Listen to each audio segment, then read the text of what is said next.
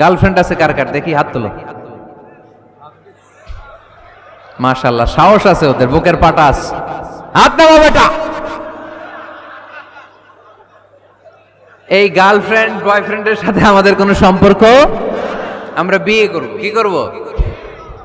বিয়ে করব। চেয়ারম্যান সাহেব বিয়ে করাই দিন এগুলোরে, আপনার দায়িত্বে দিয়ে গেলাম। এই গার্লফ্রেন্ড বয়ফ্রেন্ড এগুলো ইসলামের কালচার নয়। বিয়ের চেয়ে ভালো কাজ পৃথিবীতে হতে পারে। বিয়ে করতে গেলেই বাপে বলে আগে নিজের পায়ে দাঁড়া। তো এতদিন ও কার পায়ে দাঁড়াইছে? ছেলে মেয়েদেরকে সাহস দেন, ছেলেও পড়বে। ওই যে একজন চিল্লান দিয়ে উঠছে, ওর কমন পড়ছে, কমন পড়ছে। মাশাআল্লাহ। গার্ডিয়ানরা যারা আছেন ওদের দুঃখ কষ্ট একটু বুঝছেন আপনারা, মিলাই দিয়েন ওদেরকে, বিয়ের পিড়িতে বসায় দিয়েন। বিয়েতে কল্যাণ, বিয়েতে বরকত। বিয়ের মতো ভালো কাজ হতে পারে না। সব নবীরা বিয়ে করেছেন। আর নিকাহ মিন সুন্নতি, বিয়ে আমার সুন্নাত। ফামান রাগিবা আন সুন্নতি ফালাইসা মিন্নি, যে আমার সুন্নতকে ভালোবাসে না সে আমার উম্মত হতে পারে না। বিয়েটাকে সহজ করে দেন। যেই সমাজে বিয়ে সহজ ওই সমাজে জিনা কঠিন, তাই না? যেই সমাজে জিনা সহজ ওই সমাজে বিয়ে কঠিন। আমাদের সমাজে জিনা করা সহজ, বিয়ে করতে লাগে 10 লাখ, জিনা করতে লাগে 1000, ঠিক কি না?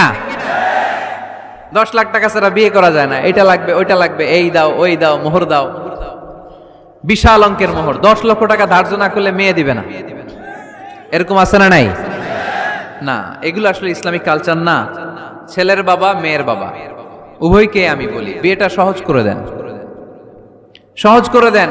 ছেলে পড়াশোনা করুক, সমস্যা নাই, মেয়েও পড়ুক, কিন্তু তারা পবিত্রভাবে তাদের সম্পর্ককে মেনটেন করুক, ঠিক কিনা? তাদের এই যৌবনের তাড়নায় যে পাপের সাথে জড়াবে তার পার্সেন্টেজ গুণা বাবা হিসেবে আপনার কাঁধেও আছে না নাই?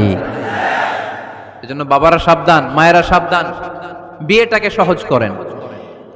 এই এলাকার যুব সংঘ যারা আছো, তোমরা একটা ক্যাম্পেইন করবা এই মাহফিলের পরে, টাইমলি ম্যারেজ ক্যাম্পেইন।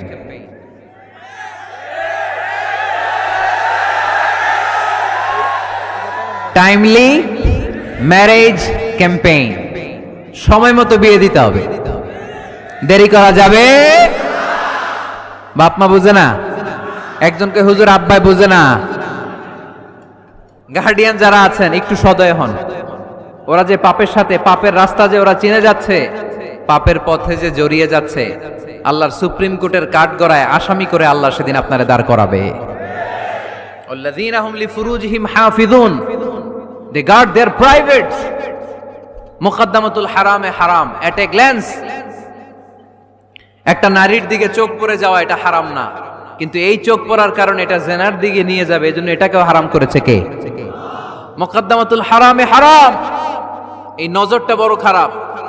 আর নাযার সাহামুন মাসমুমুন মিন সিহামি ইবলিস, এই নজর হচ্ছে শয়তানের বিষ মাখানো তীরের মধ্যে থেকে একটা ভয়ঙ্কর তীর। এই তীর দিয়ে শয়তান যুবক আর যুবতীদেরকে কাবু করে ফেলে।